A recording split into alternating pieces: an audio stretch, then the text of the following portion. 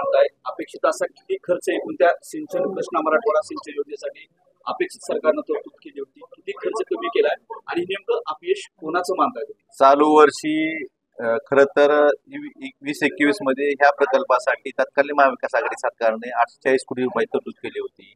या वर्षी कामं चालू झाली असताना देखील ती तरतूद कमी करून फक्त 500 कोटी रुपये तरतूद ठेवण्यात आली होती आणि त्यातले फक्त 50 कोटीच निधी वितरण सरकारच्या वतीनं या प्रकल्पासाठी करण्यात आलेलं आहे.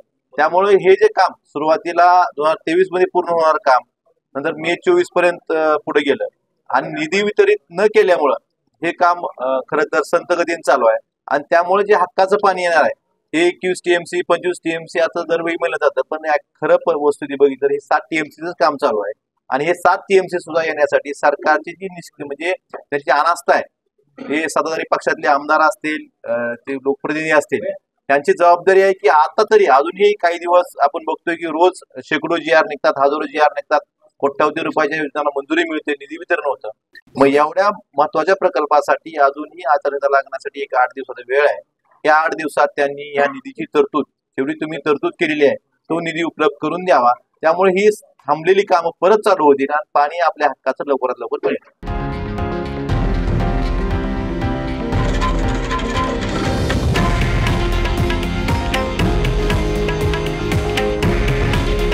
हे आहे देशातील नंबर 1 न्यूज नेटवर्क आणि आपण पाहत आहात TV9 मराठी.